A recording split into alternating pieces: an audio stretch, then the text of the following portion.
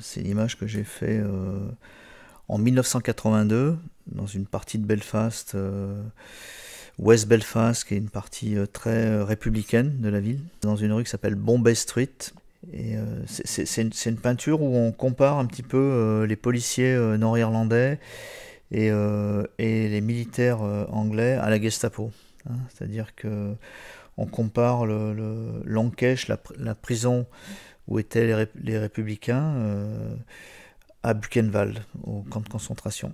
Donc il y a un personnage sur la gauche qui est censé symboliser quelqu'un de la Gestapo, et à droite un militaire, je pense de la police royale d'Irlande du Nord, avec un pistolet. Les deux ont un pistolet d'ailleurs. Et puis au milieu, à peu près de façon centrale, il y a Smash Edge Block. Edge Block, c'est le nom de la prison.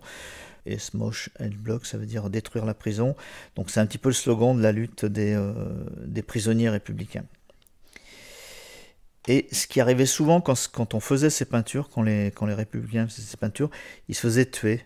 Souvent les peintures n'étaient pas terminées, en tous les cas. C'était très dangereux parce que si quelqu'un du camp d'en face passait pendant qu'on était en train de faire une peinture murale comme ça, très politique, on pouvait se faire tirer dessus, etc. Donc là, il y a un homme aussi au milieu, entre les deux, entre le soldat allemand et le policier nord-irlandais. Il y a quelqu'un, le peintre, celui qui était en train de faire cette peinture, qui est couché par terre, avec son pot de peinture renversé, qui sans doute s'est fait tirer dessus en faisant cette peinture.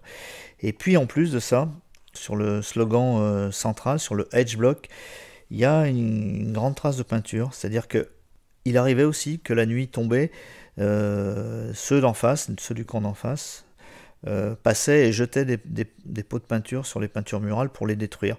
Donc il y a deux grosses traces de peinture qui dégoulinent, qui sont une destruction a posteriori de la peinture.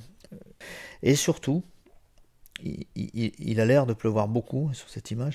Au milieu, il y a une petite fille qui court et qui se protège la tête. Elle est un petit peu floue, hein, avec cette image un peu arrêtée du mur. La petite fille court, elle est floue, et elle a son cartable sur la tête.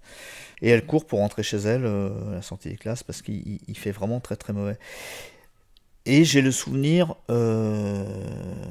personnellement, d'avoir été très déçu après avoir fait cette photo, parce que j'ai vu que j'avais été surpris par l'arrivée de la petite fille, et cette photo, elle penche un peu. Et pendant très longtemps, je ne me suis pas servi de cette image, parce qu'elle penchait, parce que le trottoir n'était pas horizontal.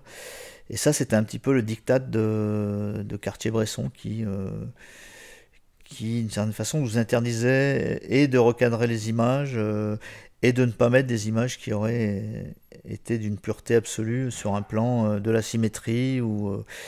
Mais finalement, un jour, je me suis émancipé de tout ça. Et j'ai décidé que cette image était très bien comme ça, penchée. Et, euh, et voilà, et j'aime beaucoup cette image, j'aime beaucoup le moment, parce que je sais que j'ai attendu près d'une heure en regardant ce mur, en me disant il va se passer quelque chose dans ce mur, il va se passer quelque chose. Je crois que c'est Le Quérec, un photographe de Magnum, qui disait la photographie c'est un défi ambigu au hasard, mais c'est un peu ça, c'est-à-dire qu'on ne sait pas ce qui va arriver, mais il va arriver quelque chose, alors on attend.